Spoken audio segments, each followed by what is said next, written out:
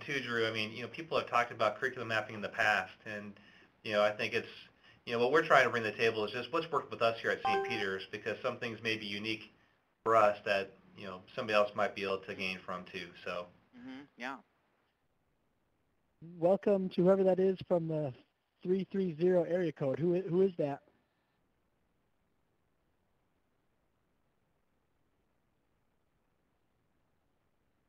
Hello?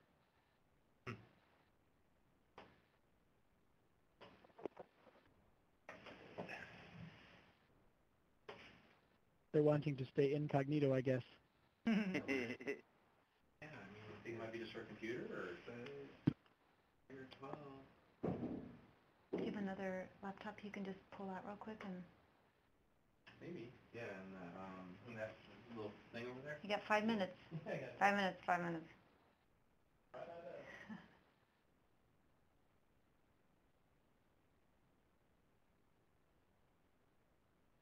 It was installed today.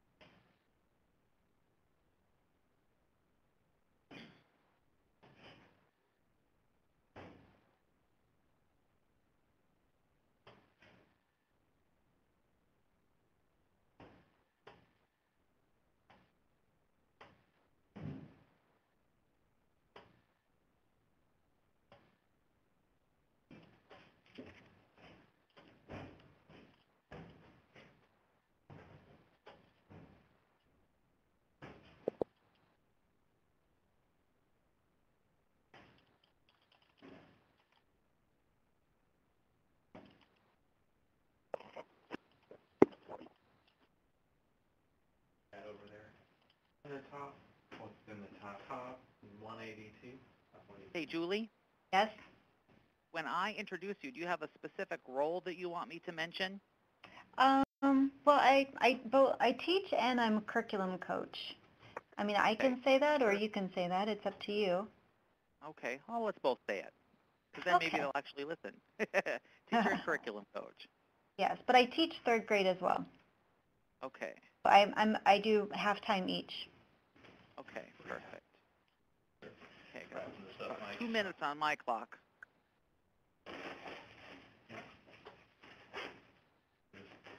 Like, do you think this one we need to get, You got 4 minutes.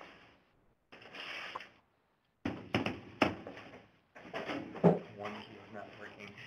Let's hope you don't need the one Let's hope I key. don't need that one key. All right. Oh, man, that's a huge screen. You think it's charged? Do you have the... Probably not. Of course, there's not. Of course, there's not. Probably the one that somebody didn't return the. You know what? I might just not mess with it if it's. Have to come in here and real quickly. Down to 2 minutes. Oh my gosh.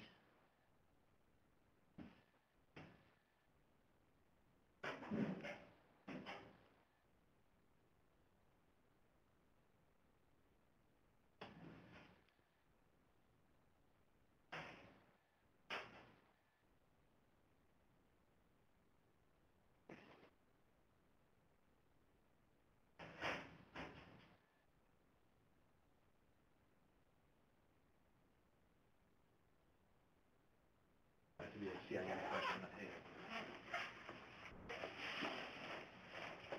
Julie and Tom, are you both about ready? My clock is showing just about 4 o'clock. I have 2 minutes.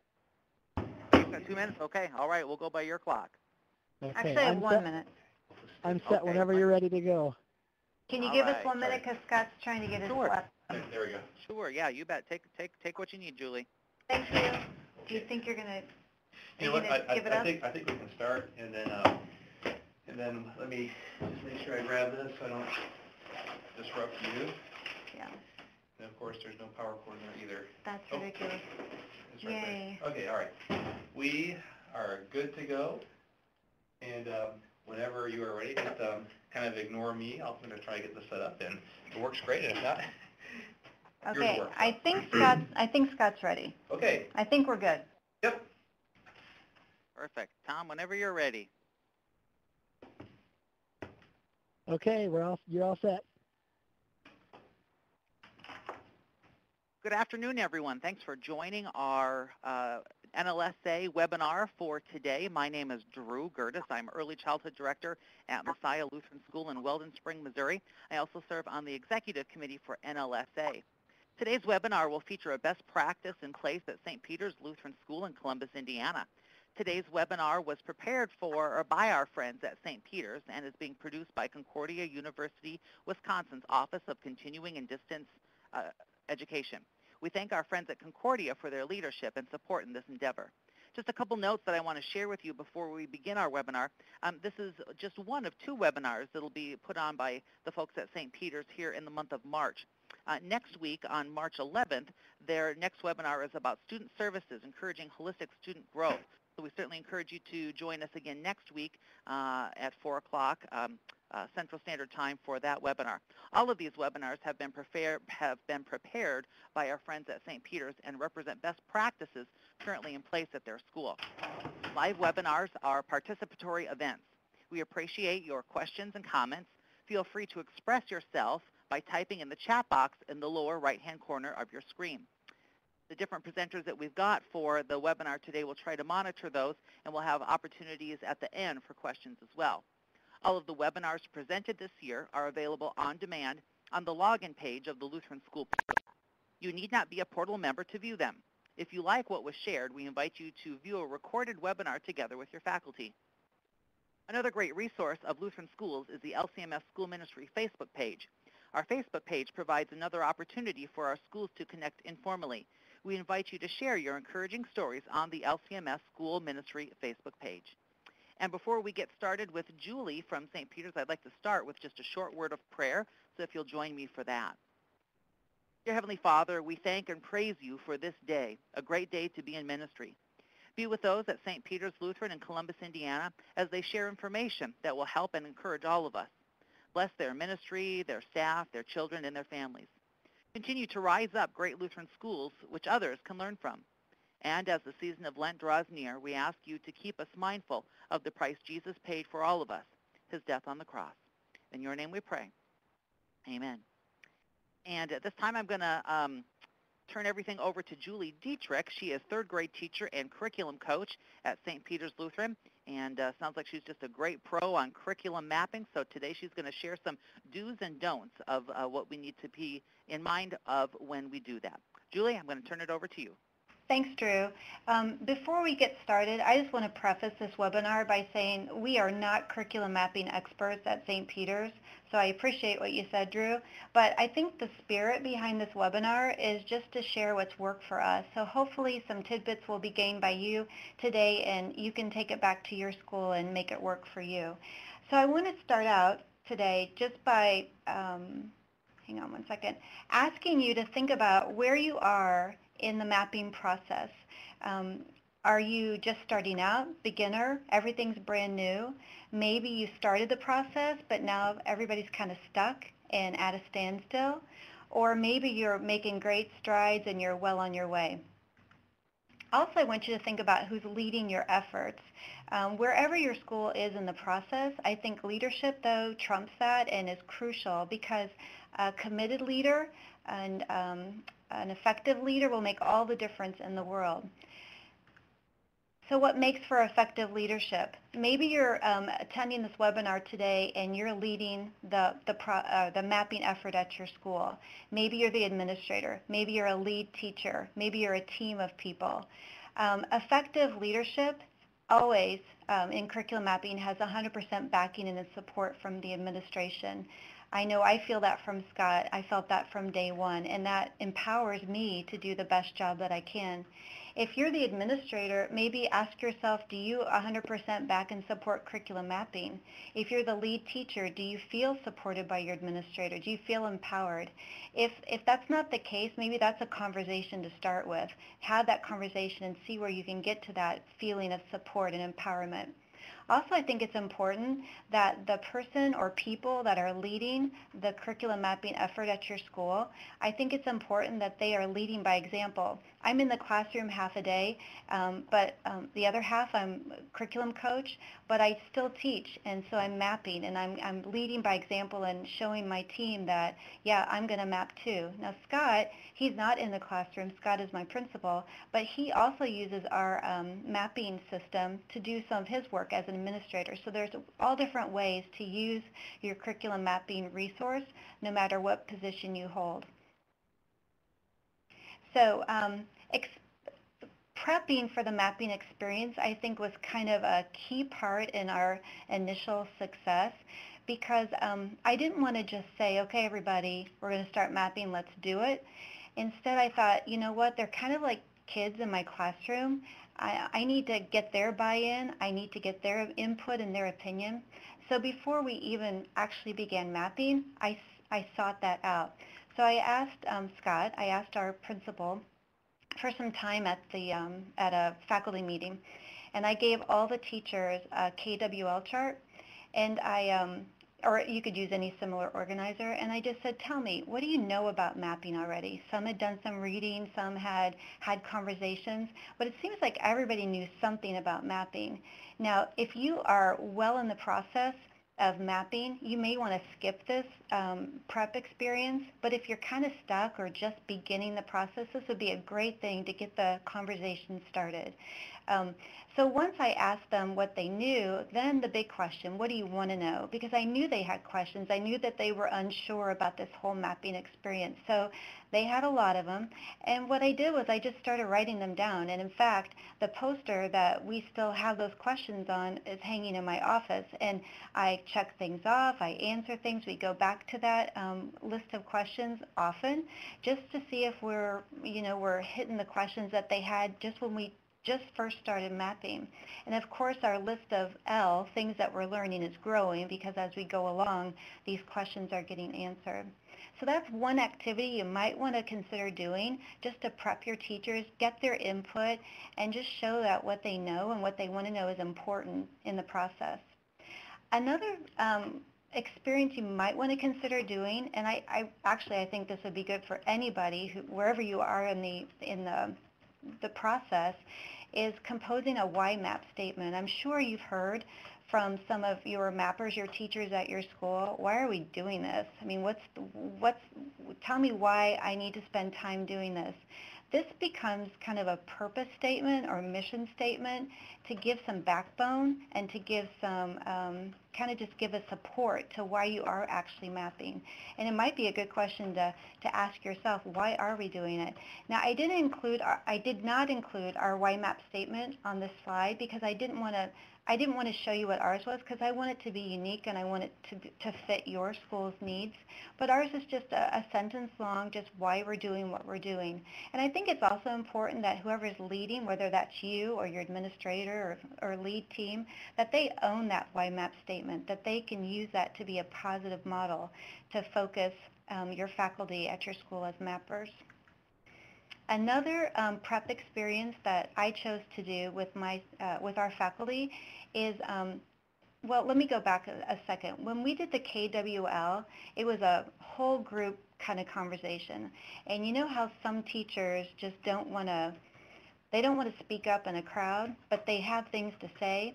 So keep those teachers in mind. Maybe they do have something to say, but their voice is a little smaller. So I think it's important to put them in a situation where their voice can be heard. And what I did is during my half day as curriculum coach, I set up times to meet with all the grade level teams. So I met with all the kindergarten teachers. I met with the first grade all the way up to the 8th grade. Probably depends on the size of your school, the size of your staff. But I wanted to ask them who makes up the curriculum at our school. What is the curriculum at our school? Why do we have a curriculum, and how is it accomplished? And it was amazing the responses I got. I wrote down every single person's response, no matter if I'd heard it 8 times or the first time. I wrote it down because I wanted their voice to be heard. And then we had a discussion kind of revolving around their responses. And I'm not really even sure if some of those teachers have really ever gotten together and really talked about curriculum. So if anything, this prep experience is a great conversation starter. The responses, I just took them all. Let me get to the next slide here. I just took them all and I just wrote them on chart paper. And the whys, the whats, the who's, and the how's. And every response that the teachers gave was somehow recorded on these papers, so that when at another faculty meeting, when Scott allowed me a little bit of time, I divided the teachers up into groups, and I had them kind of go from poster to poster and talk about the who, the what, the why, and the how. And that brought about even richer conversation. And I'm not really sure our faculty had ever had that conversation before. I've kept these posters. You can tell they've been ripped up and masking taped, and I'm going to keep those for future conversations. So whether you use one of those prep experiences or not, it just might be a way to get the conversation rolling, especially if you're stuck in the mapping process, just to kind of gain a little bit of ground. So some basics of curriculum mapping. This next screen is kind of divided into two sides, and I'm guessing that a lot of your mappers, a lot of your teachers have started on the right side. So let's go to that side first. I'm hoping that we can get them to the left side, but this might sound familiar. I'm going to do it once. I'm going to get it done. I'm going to check it off my list. I can just get this done next weekend, and then I can say, you know, I'm finished. Curriculum mapping is not a product. It's not something you do it and get it done and you never have to look at it again. And you might have some mappers who are kind of hovering to that side. Well, I think a conversation could happen just around the ideas on this screen right here. What is curriculum mapping? Well, it's a process, not a product. And it's always changing. It's ongoing. And I think when that mindset happens among your staff, that what's on the left side is reality about curriculum mapping, I think that's a big hurdle to get over. So this screen right here could be a conversation starter among your faculty, especially if they're stuck in the mapping process. So some basic do's and don'ts that we came up with at St. Peter's after we got the ball rolling. I'm sure that when you ask your teachers to get started on curriculum mapping, I'm sure every one of them was like, yeehaw, I can't wait to start curriculum mapping. Yay, I'm so excited. Probably you didn't hear anything like that because they've got 100 things to do on their to-do list. So please remember that teachers are busy. They have a lot to do, and if you're leading the mapping effort at your school, don't expect them all to jump on the bandwagon. It takes time and patience. So with those teachers that have kids and activities and they're coaching, curriculum mapping might be at the bottom of their list, so be patient with those mapping highs and lows. The middle section of this screen was probably, I would say, the biggest aha for us, and that was taking baby steps. If I would have just said to the faculty, okay, we're going to curriculum map, here you go, do it, I think it would have been a bust.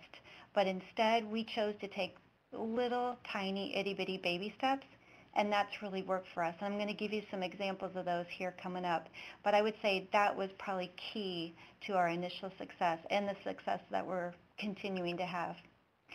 All right, so we've got all that in place. We've talked about all that. So where do we begin in the mapping process?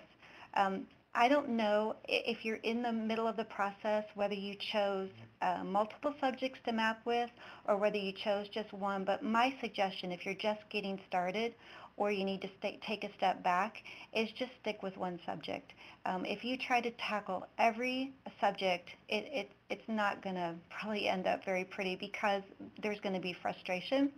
And it probably also depends on the size of your school. We have a pretty large staff at St. Peter's, and we have a lot of team teaching. For example, I teach language arts. My team teacher teaches math. So for us to choose one of those, one of us would have been out of the loop. And we wanted everyone to kind of join in together initially. So we actually chose math because it's pretty black and white. And science would be another good one to start with. But may I strongly suggest not to take on language arts, all facets of language arts. It's just too much. We actually took writing out of the English language arts and took that component. So we're mapping math and writing. But you might have a conversation with your staff or your team. Where do we want to start? Where would be the best subject to get the ball rolling with us? And once you have that subject chosen, then you've got to choose what mapping category you want to start with. Now, at St. Peter's, we use Atlas Rubicon. I'm not sure what everybody else is using, but I think most systems are pretty similar, that they're broken up into categories. And so we started with the unit timeline, which is a pretty probably common starting place, and I'll show you an example of that later.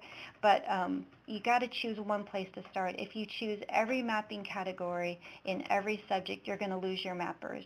And remember back to that one screen I just showed you about baby steps?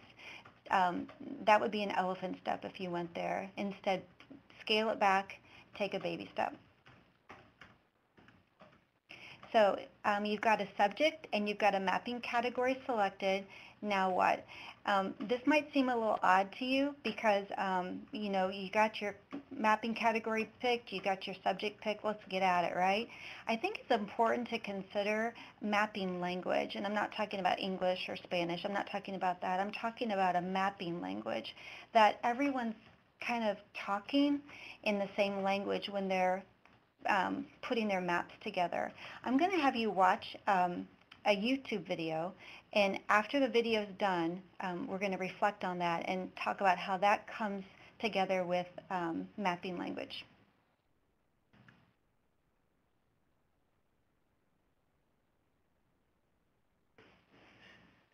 Tom, we might need some help pulling the YouTube video over.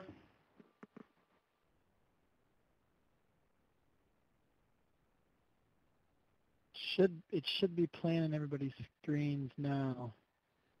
It's playing on mine. Is it not playing on yours? No. No, this is Drew. I don't see it either quite yet.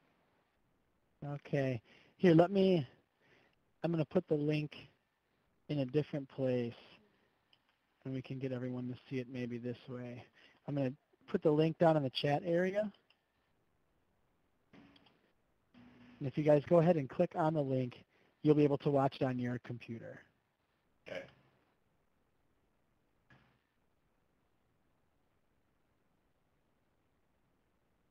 I'll click on it here.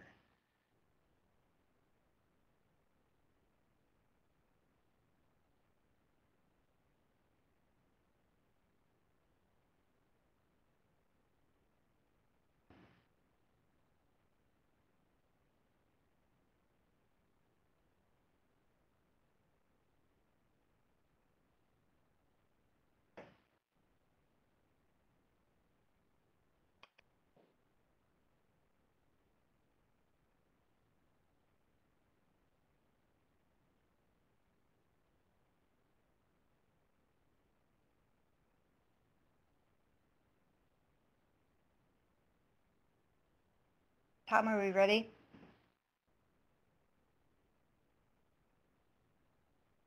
Yeah, you should be ready.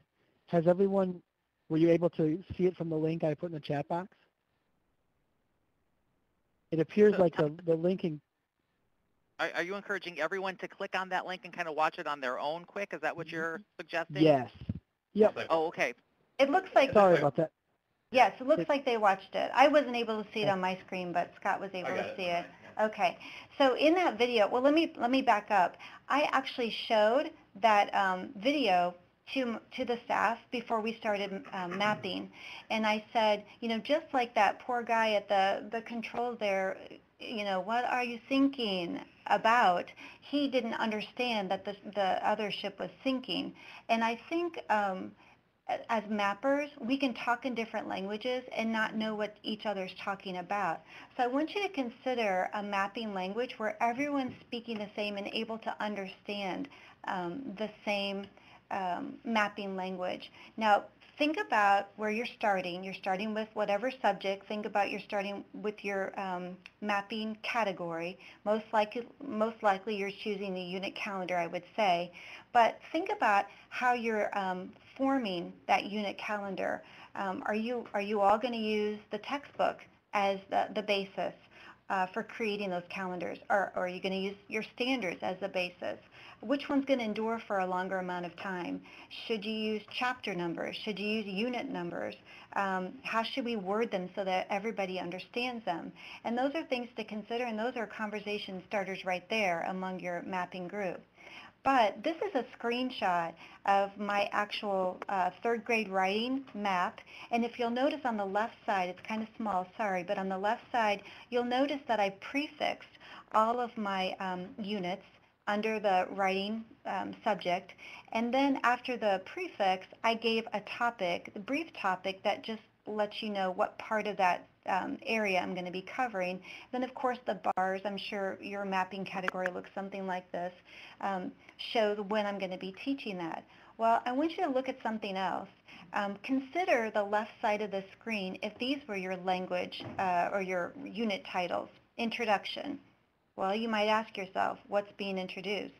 Or if you write Chapter 1, Unit 1, what is Chapter 1, Unit 1 about? Maybe you put in review. Well, if anybody was to look at that, they would wonder, what are you reviewing? So asking yourself, how can we give quality descriptions of what we're going to teach? And that's why we chose to come up with the prefixes, because under language arts, I can have many prefixes, but they still are mapped together with clarity. And that title that comes after the prefix gives me a real quick but very clear view of where I'm going within that unit. So that's what I mean by common mapping language. How are we going to set it up so everybody's kind of talking the same, and everybody's going to be able to understand each other, and no one's going to be syncing like in the video. So key point to that whole thing, before you start mapping any section, talk about your language. Now, I used the unit timeline as an example, but before you go into any other section, talk about, do we need a common mapping language? Now, I know that this seems like, oh my goodness, this is so much effort, so much time, so much commitment, but for quality maps, I think in successful mapping, you do need to put in quality, commitment, time, and effort. So stick with me. I've got a few more points to make, and hopefully you're gleaning something that you can take back to your school. So curriculum mappers, they're kind of like the kids, the students in your classroom. They want to know what's expected of them, just like the kids in my classroom. When I give them a writing assignment, they immediately ask me for a rubric. Mrs. D, can you give me a rubric? I want to know what you expect. And these are third graders, right? So your teachers on your staff, they're not any different. They want to know what's expected of them, but they have to have something to guide them on their way and make sure they're on target. So you might consider using quality mapping rubrics. That's what we've decided to do here. And it just gives the teachers kind of a roadmap and lets them know that they're on target. This would be an example of our unit timeline rubric. And I've kind of just divvied it up into 3 sections, and you can look at the different headings, but if they have adhered to the common format or our language that we decided, then that's an exemplary step in their unit timeline. But if they didn't use that common formatting, they can look right here and go, wow, I need to work on that a little bit. This is a great conversation starter too, just the rubric itself. But give this to them prior to them starting, because then they know what's expected of them. If you give it to them after, then it kind of defeats the purpose. I mean, they can still use it, but it's good to give it to them straight out when they start working. Okay, so we're done, right? Now what do we do? Well, remember, curriculum mapping is never done, so let's go on to the next step. The scenario I want to set up is this. Teachers have been asked to map K-8 math unit overviews. The school has double classes in most grade levels. However, there are a few single class grades. Teachers in each grade level meet together to map a math unit overview in their grade level. Teachers in single class grades work by themselves to accomplish this task. A time period of 6 weeks has been given to get this task done. All grade levels have their math unit overview inputted within the 6-week time frame. So if that's I think that actually was what happened at our school, a real typical scenario. So then what happens next? Well, the obvious answer is to celebrate. I think this has also been key to our success.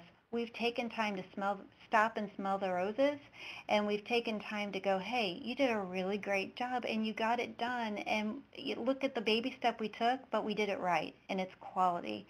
So don't forget to take some time to celebrate and let them know, job well done. And they deserve the recognition. They've spent a lot of time, and they spent time that maybe they didn't have, and it's important that their hard work doesn't go unnoticed. So celebrate each step of the way. And so if we continue with that scenario, the MAP unit overviews have been mapped. Teachers celebrated with a well-deserved dress-down day. That was the one that they wanted here at our school. You might have them make a list of things that would be celebratory items for them or ways to celebrate. And we got that our dress-down day in the middle of the week, which was pretty special. So they knew that their work was appreciated because our principal allowed them to do that in the middle of the week. So what happens next? Review. This is a really crucial part because if you just go on to the next mapping category without taking time to stop and just review, you've missed a really crucial conversation point. So you might give the mappers just time to reflect on their own map first, maybe just individually. Get at that rubric, have them go back. How did I do? Okay, do I need to make any changes? And reflect on their work. And then you might get them together in grade level and just have them review each other's maps. That's a little less scary, a little less intimidating, and let them review that way. You might then encourage them in a meeting of sorts that they could look at the grade level above and the grade level below and have a conversation with the teachers that kind of teach in that next grade level next to them. And those conversations can be really significant because then they start seeing, oh, you teach that? I didn't know you taught that. Oh, we're both teaching that. It might not be a bad thing, but you can find out some gaps and some repetitions through those conversations. I think the biggest thing about the review times is the talking, the conversation. And I think that's the core of curriculum mapping is the input is important, but the conversation surrounding the input, I think is richer than anything that you'll see among your staff, just the fact that they're talking about it. If it's possible, maybe gather your whole team together at a faculty meeting and have a little review session. Maybe have 8th grade teachers looking at kindergarten maps. Maybe have 1st grade looking at 7th grade, because those teachers probably are not talking very much about curriculum, but this kind of gives them that opportunity to open that door and have that conversation and make them aware of what each other's doing and how they are a part of the whole curriculum picture. And don't forget to get those rubrics out and have that kind of be their basis. You might also want to just give them a list of review questions. Is your timeline complete? They can ask each other this. Are they in order, the units? Did you use the mapping language that we decided upon? And is student learning progression evident? And just having a list of questions might help guide their conversation and keep it on task. So teachers at all grade levels have met within grade levels and across grade levels to review and reflect on their math unit over. Good discussion led to pats on the back, some editing along the way. So what happens next? Repeat. And I know that when someone hears we got to do it all over again, you're going to get groans and moans. But I think that's kind of the process behind it. Remember, it's not stagnant. It's not get it done once and cross it off my list. It's time to repeat. But this time we're going to go on to the next mapping category. And I don't know, everybody's a little different. If you do start with the unit timeline, where you go next is kind of up to you. We went on to standards and we aligned the standards within our units, but kind of depends on how your mapping system is set up. But whatever area you choose, then go to that one area and take a baby step. Don't try to do the whole thing and just stick with one. Talk about the common mapping language. How is this going to look among our staff? How are we going to, what language are we going to use when we tackle this next mapping category? Don't forget to provide that rubric. Let them know what you're looking for, and they will respond to that. And set a deadline. I think just like kids have a due date, students have a due date in their classroom when their homework is due, I think teachers appreciate a deadline. It kind of keeps them on track. But don't forget to celebrate when they reach that goal. Take time to sit back and appreciate what they did and show them that. And then, of course, it's time to review again. That process takes a while. And, in fact, we're doing content and skill this year. We're taking the whole year to do math and writing, just the content and skill. They're entering as they teach. And so it's a real baby step that we're taking, but I know we're getting quality input because we're taking the time and we're giving them the time that they need to do it. So let's repeat that again. You do a little mapping, take time to celebrate, don't forget that review and have those conversations, and then it's time to do it all over again. Some final thoughts, just some things that we have found to be true among our staff, and maybe you'll find it to be true among yours as well. You can't ever assume teachers are going to carve out time out of their own schedule to map. It's the last thing on their list for most of them, and they're going to find a million other things to do before they map. And maybe you're already seeing that at your school. We have a couple teachers who, they're in a routine. Every Friday they map, or after every topic they map. And they have arranged that, and they have a rhythm to their mapping. But I would say that's just a couple teachers. The others, they appreciate when we get creative in our schedule and give them some time to map. And here's how we did that. Our school counselor, she wanted to get into the classroom and she wanted to do her bullying prevention program. But she always felt like she was kind of stepping on the teacher's toes because she wanted to get in the classroom. So we worked together and collaborated in a schedule where she goes into the classroom to do her thing, and then the teacher is allowed to leave and can meet with me or work independently if they're confident on their mapping. It gives them about 30, 45 minutes once a quarter. I know it's not much, but to them, it's huge. They really look forward to that time, and they appreciate that we got creative with the support staff that we have. Now, I know some schools don't have support staff, or they don't have the ability to make something like that happen. Then it's time to get creative. Think about your parent volunteers. Maybe a parent volunteer could take, the class for 30 minutes for an extended recess, and that teacher gets some time to map. I just think to say we don't have time is an easy way to say, or an easy cop-out. But when you get creative, you can get your teachers the time they need to get them on board and get them on the mapping track. Also, don't underestimate your principal. Now, if you are the principal and you're listening today, don't underestimate yourself then. Because if you're backing up mapping 100%, you can carve time out of your faculty meetings for mapping purposes. I asked Scott, can I have a faculty meeting? And he gave it to me, and all we did was map. Then I asked him for another one. I got another one, and we mapped again. And now they're asking for another one later on in the school year. I think if your principal is backing you up, he'll be willing to give up that time. Now, of course, every school is a little bit different. Months are different where your topics are different for your faculty meetings. But just something to consider, to get them time to map. And it's organized, it's planned, and they know that's what they're going to do during that hour. So just another way to get them mapping. Another thing to kind of stray from is, as a lead on your curriculum mapping team, is to not actually grade maps or report back to the principal of this person's mapping and this person's not. I would stray from that because then it gets a little too personal. Instead, just meet with that teacher and just maybe offer some reflective questions, some encouraging advice, redirect them, guide them, rather than note that they're not working. How can we get them to work? What questions can we ask to get them to think toward mapping? And also, it's so important, just as the lead teacher on the mapping or the principal needs to feel empowered as the curriculum mapping leader, I think your teachers need to feel empowered. They need to know that they can do it, and they need to know that their maps are valued and that their time is valued, and that just goes a long way when they feel empowered and feel valued. You might also want to consider always asking for the same consistency from all your teachers within the mapping process. If corners are cut, then quality is cut.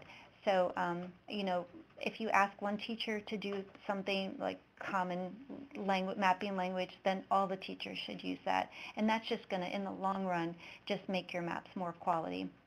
And one of the last things, I think this has probably taken us farther than anything, are those little itty-bitty things that I've tried to do to encourage that our teachers that they've done a good job. Because you can't assume that they know they're doing a good job. They're just like students. They need to know that they're doing a good job. They need that pat on the back. They need to hear positives. And I think just those little things keep them going. I have written many handwritten notes. I've given them lots of emails. I've been known to put treats in their mailbox, just little something here and there. In fact, we had a few teachers over Christmas break who took time over their Christmas break to work on their mapping. And when I saw that, I was like, wow, not every teacher, no teachers were expected to do that over break, but these 3 did, so they had a little something in their mailbox when they came back, just a little thank you. And that goes a long way, just those little personal notes and personal conversations. Speaking of our mappers at our school, the next thing that you're going to watch is one of our seasoned teachers, Larry Tews. He teaches 5th grade. He is a math teacher and science teacher, and Larry is so well respected on our staff. Larry, the kids love Larry. Larry's been around, I don't know, how many years has Larry been around? Oh, close to 40. Close to 40 years. But if you talk to Larry, Larry likes to do things the way Larry's always done things. He's pretty black and white. And also he is so not technologically savvy that something like curriculum mapping would have been like the thing to scare him away and maybe retire early. So I asked Larry to just give his thoughts. I'm going to be asking him some questions on this video, but I asked to give his thoughts. And I just want you to see his point of view from a seasoned teacher who's been around the block, and something like curriculum mapping comes in and rocks his world. So can we play that? So Larry, how has your perception of curriculum mapping changed since the beginning to current? Actually, it's changed quite a bit, because I think when we first started, we tried to swallow the whole elephant. I think that was a complete mistake, because we tried to take on too much. This is a far-reaching program. It's fantastic from that perspective, and there's way too much. I think you have to, as a school, you have to look at what exactly are you going to use. And I think we perhaps didn't approach it from that standpoint initially. So, and maybe if some other schools can learn from our mistakes, that was kind of a positive. But anyhow, the perception has changed in that we are now taking it in parcels. We're not taking the whole thing at once. We're taking little segments of it, and instead of just trying to do it all, like we start off with the standards, and we put the standards in place.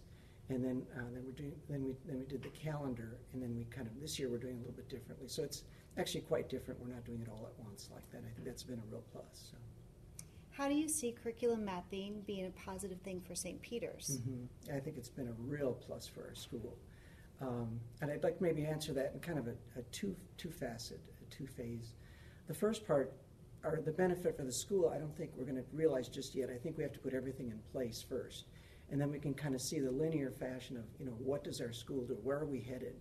Are we covering fractions? Where do we start long division? When does algebra, how far do we carry algebra through, and things like that. And I think another benefit too, that once we have this in place, is that we can have the upper grade teachers look and say, wait a minute, I really hit this hard, I'm not seeing it covered. Or do we see any sort of gaps or things like that? And I think in the long run, that's going to be real beneficial for the school. But I think personally, this has been a real plus, because it's taken my curriculum and I've put it into place, because this isn't a textbook company's curriculum. This is our curriculum. This is every teacher's curriculum. And what I want to see taught against the standards, I can teach it whatever way I choose, because I have my style of teaching. Now, if some other school were to take this and try to use this, probably wouldn't work as well, because this is very personal for us. So it's really nice from that perspective. And then we can let's see, we can take that and then we can put that into play for whatever works for us. And then also, what's nice about the program is it's easy to use because, and I'm not computer savvy. You wouldn't put computer and savvy and my name in the same sentence. It just wouldn't work. But it's very usable. There's drop-down menus. All the standards are within the program. You just drop the menu down, drag it to where you want it. It can put those into place, it's really nice. And also then we've also this year we're putting into the two other aspects of it. We're putting in some of the material of how do we cover the standards.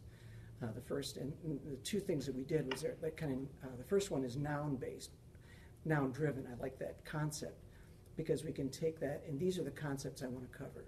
This is what we want to see. And then the second is verb-driven. How do we get those standards covered? And it's been a real plus. I think we've we've come a long way of getting this into play. And how do you make time for mapping? What is your routine? Oh, that's a good question. Every concept, every chapter that we finish, when I'm finished, now, I'm not sure every teacher does this, but it works real well for me because it's very fresh in my mind. And we can take it and then I can I do the mapping right after the chapter's over. As a matter of fact, I have another one I have to do within the next couple of days. But it's real fresh in my mind, and it works very well because I can see what I've taught. Are there some changes I want to make?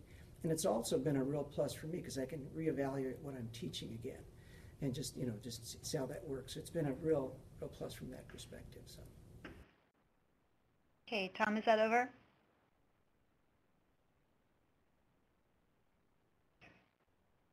All right, well, that was Larry Chu's take on curriculum mapping, and he's come a long way. Larry was on our pilot committee when we first started trying some things out. He got very frustrated. We took like 3 steps forward, 5 steps back many times, but he stuck with it, and by golly, he has the most positive attitude toward mapping now, and he's one of our faithful mappers. Every week he's mapping and getting caught up, so he would probably be here right now saying, if I can do it, anybody can do it. So we'll now entertain any questions that you have about curriculum mapping, and I know Scott's been trying to keep up on some of the questions that have gone through the chat line, but also if you want to just email me, my info is up on the screen, Scott's email as well, and I'd be glad to answer any questions if you want to email, but also we're going to try to hit on some of those that were asked during the webinar. Tom Geyer asked a really good question. Basically, he's asking how much time should we commit to every day or every week to complete the mapping process. So Julie, could you respond to that? Yeah, I think when we first started, we thought it was this huge amount of time that it took, but once we realized that if we were talking the same language and we knew what was expected of us, that time could be whittled down quite a bit. I would say to get our timelines up and running, that probably took maybe I'm going to say an hour maybe to do that, to just fine tune it, get the topics. We aligned ours according to the standards, and now we had a lot of conversations surrounding that, but the actual work of doing the timeline, I'm going to say 60 minutes. Then of course we always go back and tweak things. The actual mapping category, like right now we're working on content and skill, and after I teach a skill, I just go ahead and map it, so I might be on for like 2 minutes and I get that little part done. But I would say probably a teacher could spend maybe 10, 15 minutes a week if they're doing it faithfully every week, whatever mapping category they're on. So I'll say maybe 10 minutes per mapping category per week. And one thing with that too, is we have to remember that we are moving slowly. And so when you curriculum map, there is a lot of depth that you can take in the mapping process. And we are trying to move slowly to make sure that we have buy-in from people and that we're all progressing at the same pace. And so that's been one of those things that has helped, I think, to have our teachers buy into the program as well. And also, as we're starting to curriculum map, really we want that to be a process that the teachers are working on as they're developing their lesson plans. And so in time, this will become easier and easier to add things to it to really make it become effective. And also one thing, especially if you're at a school where there's some turnover every year between teachers switching grade levels or new teachers coming on board, you can imagine how great it would be for a new third grade teacher to come to staff to have a detailed curriculum map already planned out for them. That would just make that transition and that consistency between grade levels even that much more effective. But then that teacher comes in and can make that map his or her own too, but at least it gives them a starting point. And I mean, that's the beauty of the system that we're using. It's so easy to use, and you're able to just get on and manipulate so easily. Right. You know, another question that oftentimes comes up is the whole question of, well, I'm at a really small school, and how can we actually do that here at our school? And so, Julie, could you maybe comment on how this could be used not just for the larger schools, but also smaller schools? What component are you talking about? Just mapping in general. Like the whole process of Atlas Rubicon, which we use, or just mapping in general. One of the things that we hear often are that we don't have time to do it in a smaller school. Oh, well, that's when the whole creative part gets in. I mean, if mapping is something that you're going to do, you're 100%, we're going to do this, then it's finding time and showing them, I think, that you're willing to go outside your box to find the time for them.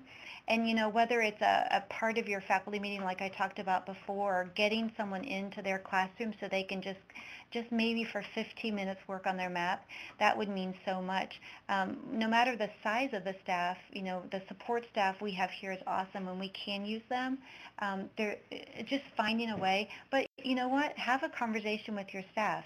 You know, this is what we want to do. We want to provide time.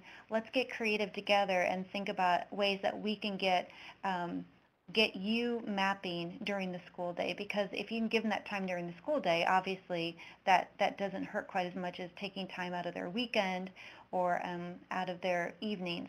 Now, some people will map on the weekend or map in the evenings, and it doesn't bother them. But those busy moms who have 4 kids, they're not thinking about that on the weekend. So I don't know if I answered your question. Well, I think that you did.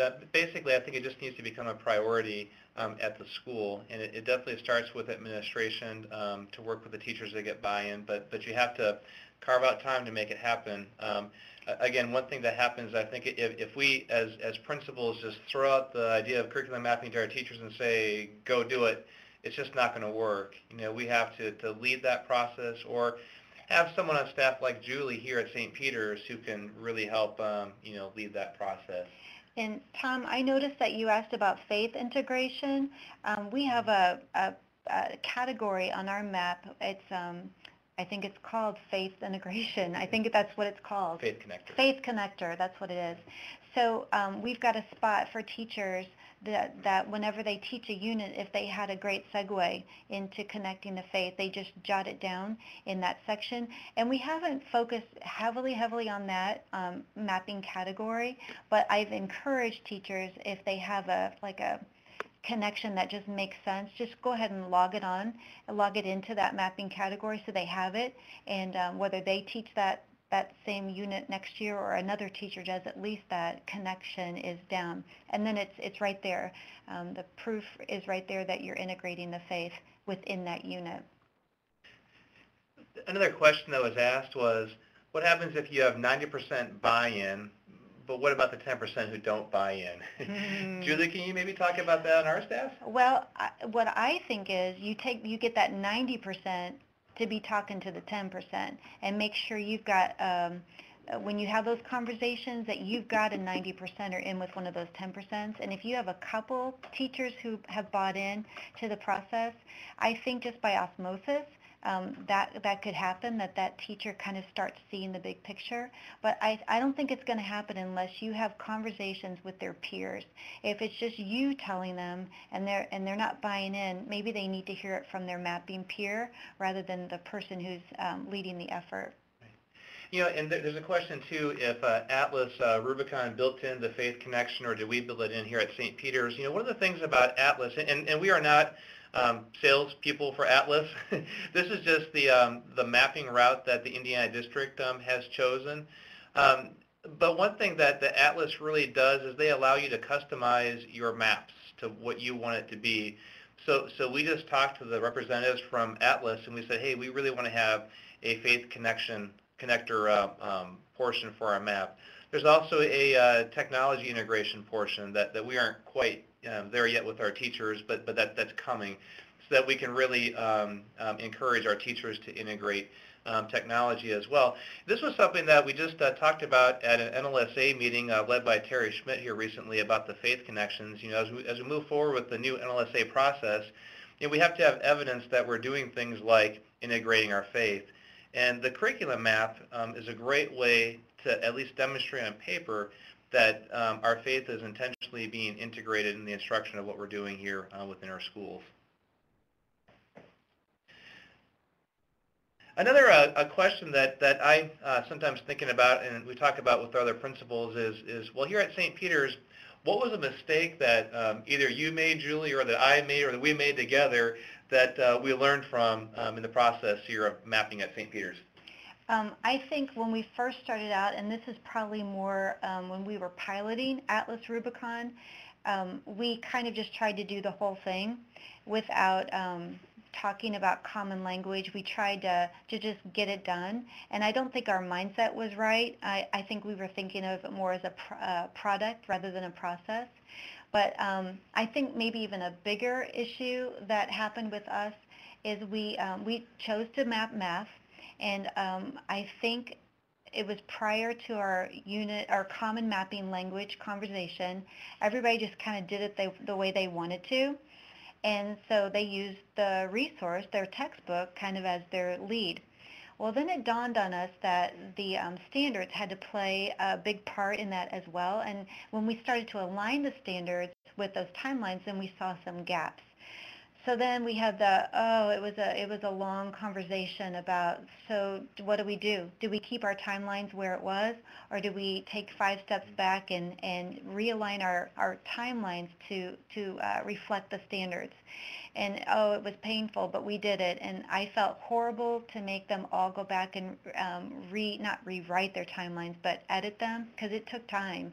But they all agreed that we needed to do it because we weren't going to have our resource forever, but the standards were going to endure for a longer amount of time, and they all realized that.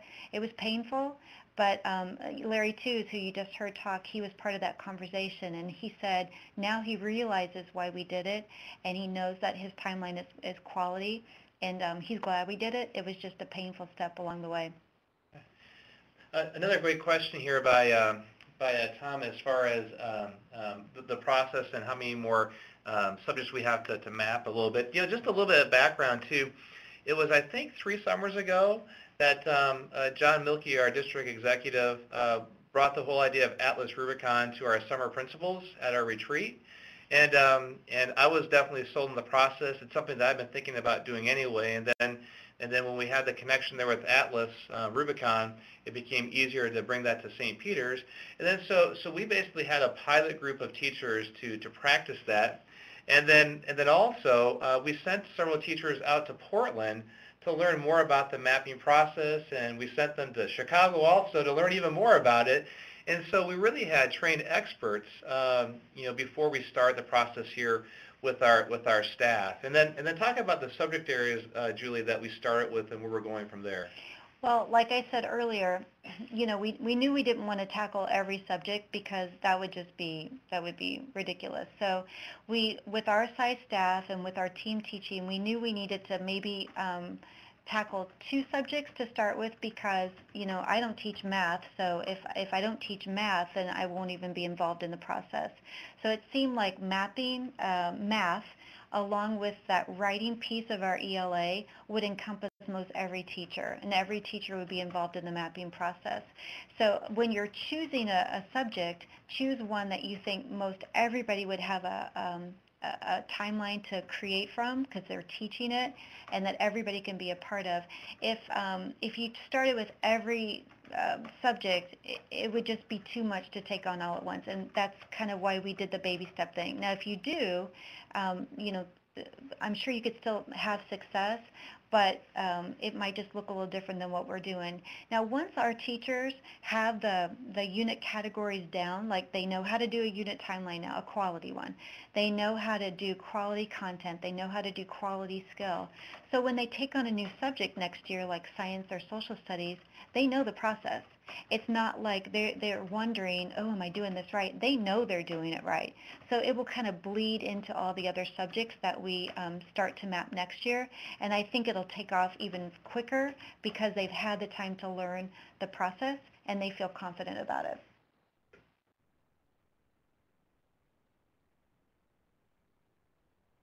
Any other questions coming in, Scott? Just some casual chit-chat here with Tom Geyer. But other questions about curriculum mapping for us, Julie in particular? And like I said, if you would be feel more comfortable just emailing, I'd be glad to answer any of your questions via email. Or if you think of something later, I'd be glad to chat with you. Just one more thing about the mapping process as you move forward, because it is really one of those things that's important with our NLSA process or Advanced Ed or WASC or whatever your accreditation process is that you don't have to use Atlas Rubicon to do this. You can still do basically a Word document for your map as well. Some of the keys, though, are definitely working with the teachers in the various grade levels, making sure that you have a continuous program. And that collaboration has really been a key part of our process here at St. Peter's. We talk about professional learning communities, and really we have a whole bunch of PLCs working together to put together this end product, again, which really isn't a product, it's a process. Thank you for listening. Absolutely, that will be continuing to develop throughout the years. So. Well, I think that looks like all the questions that are coming through. Just thank you so much for joining us today. And again, if you have any questions, feel free to contact me. God's blessings on your mapping path. Julie and Scott, thanks again. Yeah, you did such an amazing job sharing your school's story of journeying through curriculum mapping. So thanks again. Again, this will be archived on the Lutheran School portal. So if you want to utilize it again with yourself or your faculty at a future date, you're certainly welcome to do that. Thanks again, Julie and Scott. God's blessings to everyone. Thank you. Thank you.